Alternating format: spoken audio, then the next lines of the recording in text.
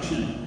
I used to be a pastor, now I'm a teacher, and one of the really cool things about being a teacher is I get to drive every day to school with my son Clayton. We go to the same school. I teach 5th grade, he's in 3rd grade. His classroom is actually right across the hall from mine. And we drive down Kelly Drive in Philly. It's a beautiful drive. Get to see the river, the people doing like the crew boats. It's like so picturesque. It's honestly a gift every morning to ride with him and see all the things that we see. And recently, just like Philadelphia, apartments are popping up everywhere. Even where you don't think they can pop up, they're popping up. And we were driving down the road, and Clayton said, "What's going on? Like, what's happening there?" I'm like, "Oh, that building's under construction. You see the signs, you see the covering." And it just made me think, I think sometimes our lives are under construction too. And the interesting thing about when something is under construction, it's either to build something new or to restore something old. Maybe some of us are going through one of those seasons. Maybe God wants to build something new and we're under construction, or maybe God wants to restore something and that needs to go under construction. What season are you in this day? 1 Thessalonians 5:23 talks about this: the God of peace, who wants to make you whole, mind, body, and soul. That idea of whole is like completeness. I think in those moments, when maybe our thoughts are anxious, we're overwhelmed, maybe we need other moments where our mind's under construction. We need to guard what's in our mind. We need to protect it. Maybe not think certain things or talk to certain people. It's under construction. Our bodies. Maybe there's times when our body goes through a season when it's under construction. I can't help but think this is the time of season of fasting, getting ready for Easter. Many times there's those moments in our lives where we don't do the things we normally do. Our bodies are under construction. And then soul. Meditating, praying, worshiping.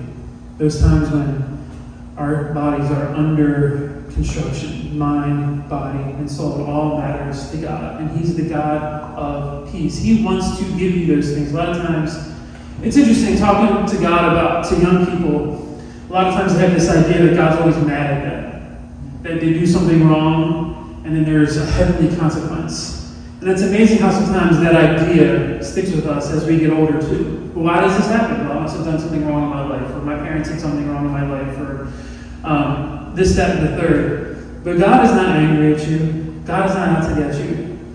He just wants to bring you peace and wholeness.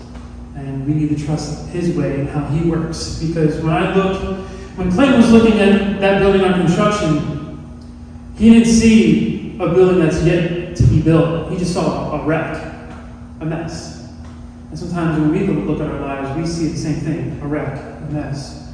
But God brings a reason to the wreck. There's a purpose behind it. It's interesting. Washington Post had an article recently about 5 words to practice for self-care. These moments when self-care is a big deal these days, how to just take care of your body, how to take care of your mind. We live in an anxious time. And so Washington Post had this article, 5 words to practice for self-care. When I initially saw the title of the article, I was thinking of, well, what are these words? Peace, love, hope. I was thinking like these real spiritual, fruits of the Spirit, But it's actually a question. And the question was this: what do I need now? That was the 5 words for self-care. And it makes me think of a time when Jesus came to visit Mary and Martha. And the question, I think, really comes to fruition in the context of Mary and Martha when Jesus comes to visit them. Because what do I need now? I think sometimes in those moments we can get lost in doing. When we're feeling anxious and overwhelmed, so we do. Or we can become more like Jesus. And in this story, we see one person consumed with doing, and we saw another person consumed with becoming. I think what do we need now? I think it's less doing and it's more becoming. Let's take a look at this passage in Luke 10. Luke 10, verse 38 to 41. Very, very popular passage about Mary and Martha. And we're going to dive deep into this and break it down a little bit. So, here we go. As Jesus and the disciples continued on their way to Jerusalem, they came across a certain village where a woman named Martha welcomed him into her home. Just want to pause there for a second. As Jesus and the disciples continued, Jesus is never in a rush. I mean, think about that for a second. All the places that Jesus went, all the people that Jesus ministered to, which was a lot, there's never this sense of urgency. And then Jesus and the disciples rushed to Jerusalem. And then they rushed to Capernaum. Like, it was almost like this, Jesus had this time, this rhythm, this pace. And Jesus was able to be interruptible. You know, there's this sense that Jesus never was late, losing his keys, rushing in traffic. You know, and isn't it interesting that when you're in a rush, everyone drives slower? When you're in a rush, you know, man, I don't know if that's true, you know, and you catch every red light, it seems like everything just is stopping, and you're like, why can't everyone rush with me? Like, go through that yellow light. Yellow light means speed up, not slow down, you know, but it's us. It's our perception. When we rush, it distorts how we see things. Jesus never rushed, and I'm grateful for that. He had that calming pace, that like Mr. Rogers pace. You know, you watch Mr. Rogers, that show just had a pace to it. Definitely not Sesame Street. I think all the people that love Sesame Street are probably the high pace, high action. You know, they just want things happen. But that's not Jesus. And Jesus didn't rush for a reason. So, continuing this passage, her sister Mary, sat at the Lord's feet, listening to what he taught. But Martha was distracted by the big dinner she was preparing. She came to Jesus and said, Lord, doesn't it seem unfair to you that my sister, doesn't even say her name, says her sister, you know you're mad at someone when you don't say their name. My wife, my sister, that child, that student, you know, my sister. And she just went above it, didn't even talk to her sister, went right to Jesus. Well, doesn't it seem fair that my sister just sits here while I do all the work? Tell her to come help me. But the Lord said to her, my dear Martha, like Jesus, he just is able to deflate any situation. You know, he's just unflappable. This is why I love Jesus. Just how he handles people, how he handles us. It's so different from other Christians or other people that we may know. It's just, Jesus just has a way of just getting right to our hearts. My dear Martha. He just changes the energy right there. You are worried and upset over all these details. There is only one thing worth being. See that word again? Being concerned about. Mary has discovered it, and it will not be taken away from her. Ah, Jesus. I love how he stands up for people and breaks cultural norms. I love how he affirms Mary, and he doesn't shame Martha. You know, he's like, this is what she chose. You can choose this too, if you want to. He just has a way. Oh, it's so good. But let's break this down a little bit. Jefferson Blythe has a book called To Hell with Hustle, and it talks about how hustle can really be an evil way of living. He says this in his book. Jesus was never in a hurry. Jesus was fully human and the prototype for all humanity. And I think we can pretty easily see that he was someone actively resisting cultural pressures. Aren't you glad that Jesus stands outside culture, then and now? It just makes me love Jesus even more. Actively resisting cultural pressures on many levels. This was a cultural pressure in this moment. The culture said, women, work and do. Mary was being. She was stepping out of the cultural norm. She was with the disciples. She was a disciple. And Jesus affirmed that. I love how Jesus elevated who she was, despite how other people may have saw her. And isn't it interesting how Mary saw her as one of those disciples? Jesus sees you how you really are, not how society wants you to be. Actively resisting culture pressures on many levels, especially here when it comes to women's roles. Hustle isn't in him. And if hustle isn't in him, there's only one place it can come from, and that is hell. The curse, the source of death. If the enemy is not going to get you to stumble, he's going to make you hustle. It's amazing how sometimes when we're busy, we lose the ability to care. Think about it. When you're in a rush, are you interruptible? Are you able to give your full attention to someone? And a lot of times, in those moments when we're busy, it's about us. The validation, the accomplishment. It's actually a drug. Every time we do a task, there's a little dopamine hit. And we get addicted to that hit of dopamine. And although they feel good, we're actually breaking our bodies down because we cannot stop. Ever since the beginning, God modeled rest. He created the world and humanity in 6 days and rested. Not because he had to, because we have to. And he modeled that for us. We need to rest. Jesus was never in a hurry. He continued. In the Gospels it mentions that Jesus withdrew to rest and pray 30 times. It's mentioned that Jesus went away. If Jesus is the model of who we're supposed to be, and Jesus got away to go under construction, where he was away to rest and pray, why can't we? And there's times when Jesus went away that only a few people had access to him. When you think of something that's under construction, not anyone can go in and see what's happening. It's not for everyone to have access to. There's times in our lives where we need to be under construction. Certain people can only have access. It's okay to say no. They will get over it. You can pray with them. Thoughts and prayers will be okay. If they love you, they'll come back. My mom always used to say, back in the day, before cell phones and all that kind of stuff, what's important, they'll call back, right? I'm like, Mom, but I realized I was waiting for that call. Son, if it's important, they'll call back. Listen, if they love you, they'll come back.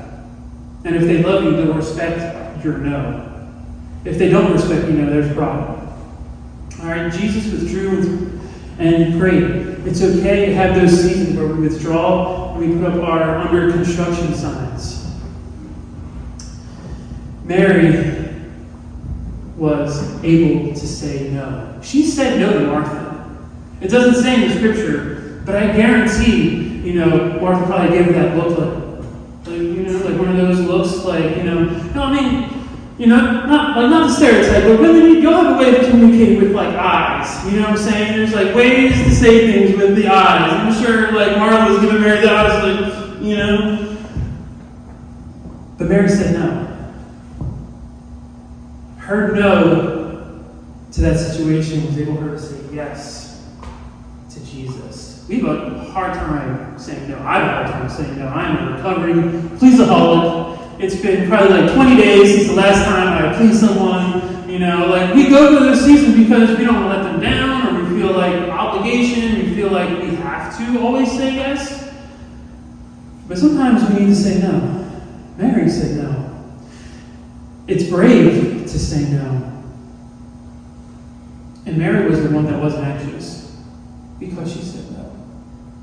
Martha was the one that was anxious, distracted by all the details. In the Greek, the word worry actually means divided mind. Think about that for a second. Worry in the Greek means divided mind. So when you have a splitting headache, you're probably worried about something, right? It's actually in the Greek, divided mind. Your mind is split between what's now and what's then. Or maybe what's now and what was. When we worry, we are split in two. Sometimes we're focused on us and them. Doing or becoming. Don't let your mind be so divided. Maybe you need to say no to something. Maybe you need to say yes to something else. And I love how Jesus phrased this. He said, Mary had discovered it. It's not always easy to see sometimes. Sometimes we go through seasons and there's this journey to it. It's not always A equals B equals C. She discovered it, which means there's probably been times when she missed it before. And if she missed it before and she discovered it now, we may have missed it before, but maybe we can discover it now. The amazing thing about Jesus is that he always seems to be on time. And I think whenever you're around Jesus, I think time is almost like on pause in a sense. God will wait for you. You know, they say when Moses saw God in the burning bush, some historical rabbis said that the bush was always burning. It just took that long for Moses to stop and notice it. I think God sometimes has a way of getting our attention, and God will wait for us. He's that perfect gentleman. And when you think about those moments when we're becoming and we're under construction, I think of this. Things that are of value are under construction. If it doesn't have value, you what? You tear it down. You have value.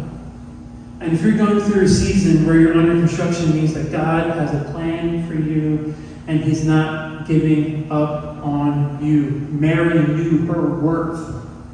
She knew that she was more than just waiting tables and getting ready for dinner.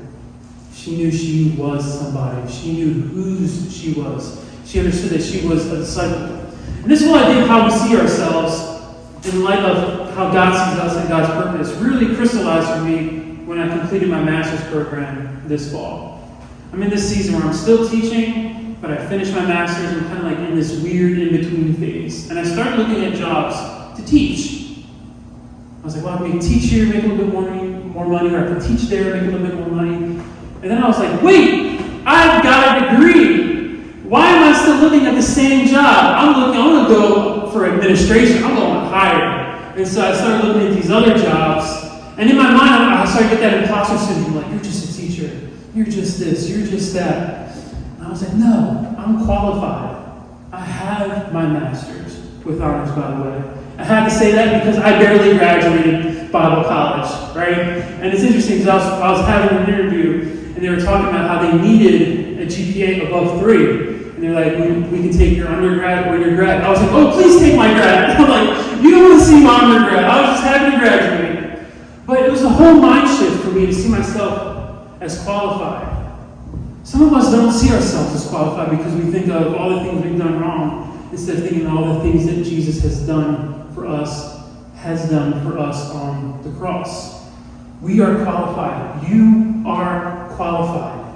You are able to be in the room and sit at the table. You have a seat, and Jesus is waiting for you. Mary discovered it, and it will not be taken away from her. Oh, don't you just love that? Like, I love how Jesus just has our backs.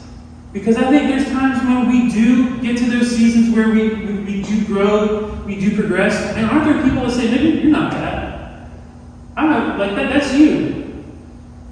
Like, and then people want to hold us back. But God raises us up. Thank you for that. You know, and so in this story, we can either identify with Mary or we can identify with Martha, being consumed with doing, being consumed with being busy. And so I did some research about being busy, because maybe you're sitting there thinking, like, am I busy? Am I Mary? Am I Martha? Where am I on that scale? So did some research, and according to one study, here are 6 signs to know if you are addicted to being busy. You want to know some of these signs? Here we go. Martha's, are you listening? All right. 6 signs to know if you are busy, addicted to being busy. Number 1 sign to know that you are addicted to being busy: FOMO, fear of missing out. If you're the type of person who has to be there to be at that party, you know that FOMO is a big reason for you. All right. Number 2 sign to know if you are addicted to being busy: avoid negative emotions. Some of us are busy to mask what's going on inside. All right. If we're busy, if we got stuff going on, like if there's something we're trying to ignore internally, we'll just work a couple more hours. We'll just answer a couple more emails. We'll just wash a couple more dishes, whatever it may be, We'll find something to clean in the house, I always knew my mom was stressed when she was cleaning the house. All right, things that were already clean had to be cleaned again. All right, avoiding negative emotions. Success. Some of us want to be busy because we want to get that achievement, we want to get that award, we want to get that paycheck, we want to get the next thing. It's interesting how success then leads to status. Some of us want to be recognized. Oh, you work so hard. I see you come early and leave late. You want that status of being that person. And maybe it's not even about doing the job. It's just about how you look doing the job. And then the other one, and this is for anyone that's Italian, guilt. All right? I love my mom, but man, she definitely can sling that Italian guilt sometimes. Just has a certain way of guilting you into something. Mom, I love you, but those moments. And sometimes even bosses can do that. Bosses can use guilt, or we can use a more modern term, gaslighting. Where people kind of go do these mental gymnastics to make you do something that you don't need to do, but they want you to do it. Guilt and gaslighting kind of go hand in hand. And then the last thing is this. Some people are just bad at relaxing. It's something you got to work at. Some people just have a hard time relaxing because you feel like you could be doing something else, or maybe it's how you were raised. You weren't allowed to relax. My son is at my grandparents', and my mom was like, I thought he was bored. I didn't think he enjoyed being here. But then the day when I came there, he was like, oh, I love this week. It was so great. I got to do nothing. Sometimes doing nothing is something. Our bodies need to rest. And when those thoughts come in, where it's like, you should be doing this, you should be doing that. No, turn it off. Turn off the email. There was one time, a couple weeks ago, when one of the teacher assistants was texting me over the weekend about sending her something that I honestly did not need to send her at that time. And I was like, do I go down this road? Do I go down this rabbit hole answering these text messages? And I didn't. There was a time I would. When I was a pastor, my phone was on all the time, anytime. But when I first got hired at my first school, one of the first things my principal said was, you need to take care of you before you can take care of students. If you're not healthy, they won't be healthy. You need to be able to say no and have boundaries, under construction. Not everyone has to have access to you. And so I went back on Monday and I said, hey, I'm sorry to reply on the weekends. I have to shut off my phone. I said, I'll answer some on Sunday night to get ready for Monday, but I don't answer text messages. She said, oh, I think I should do that too. She had a hard time turning things off. And I think sometimes when we have this tension between being or becoming, Martha was sitting at Jesus' feet receiving. When you're busy, you can't receive. Mary was sitting, receiving what Jesus had to offer. Martha was so consumed with doing, she couldn't receive anything Jesus had for her. Some of us need to stop. When those thoughts come in, they say, you need to get up. You need to do. You need to prove yourself. You can say, I'm already accepted. Jesus already proved it on the cross. I've got my validation. I don't need this. Maybe not yet. Maybe later. It's okay to rest at the feet of Jesus. Mary had discovered it, and it will not be taken away from her. I love how Jesus says that. Remember, we started this passage about what do I need now? 5 words to practice self-care. That was in the Washington Post. This question, what do I need now? For Mary, it was Jesus. She needed Jesus now.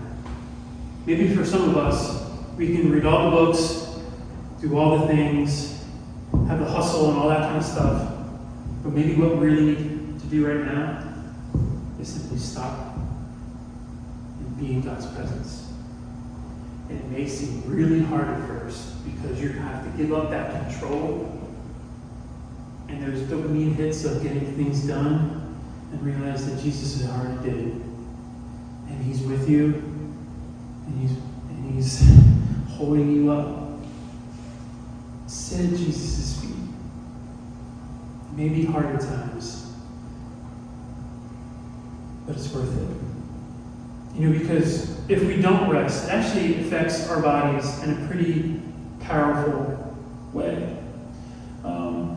One study said that sleep deficiency is linked to many chronic health problems, including heart disease, kidney disease, high blood pressure, diabetes, stroke, obesity, and depression. This is interesting. Sleep deficiency is also linked to higher chance of injury in adults, more than teens and children. It affects us more than it does kids.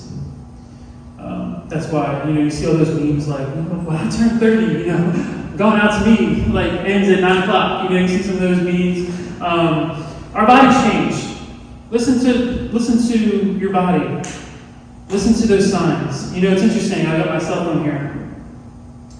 And we love our cell phones, don't we? We pick them up all the time. And sometimes, we can just be busy with this.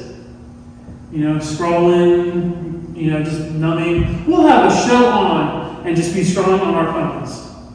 It was interesting. I went up and saw my son. He had 3 screens going on. He had his iPad, his phone, and his Switch. I'm like, Keen, what are you doing? He said, I'm talking to my friends, playing a game, and I'm like, oh my goodness, this is that generation. We constantly need to be stimulated. But it's interesting.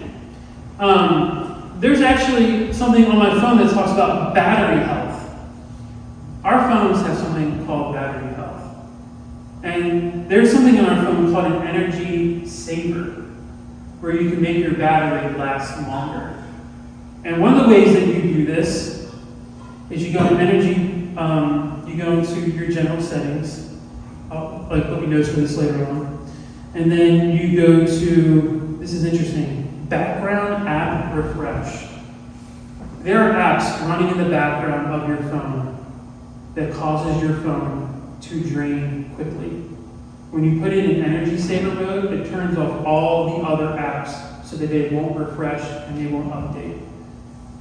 And I was thinking, wow, are we like our phones? How many thoughts, how many apps are in our mind that we don't turn off and we can't relax? There's a bump on a phone that turns all those apps off so that the battery can be healthy and last longer. We need that for us. And how we turn that off is not doing more, but being with Jesus. He is able to be our energy saver. He is that one thing we need right now. And I love this verse as we close it. Marissa, you can come. As we talk about Mary and Martha doing or becoming, busy or being. What's some of those things in our life that we need to stop? What are some of those thoughts that keep coming that have no value, that we can't change, that constantly drain our battery, drain our focus, or distract us, that we need to just turn off? This message is called under construction. There are times when Jesus would get away. Over 30 times in the Gospels, Jesus would get away and be under construction. Elijah did it. Jesus did it. John Mark did it. I could do like a whole series on this message. John Mark actually left on a mission trip with Paul and Silas. And Paul got mad. He's like, I'm not going to bring him back. He left us. He needed a break. He was able to say no. And because John Mark was able to say no in that moment, later on in the New Testament, we see Paul say, bring John Mark back. He's valuable to me. Things that are under construction have value. Sometimes you need to get away so that God can get inside of you and restore you or renew you. Maybe John Mark never would have came back to Paul if he didn't take that time and said no. And thank God for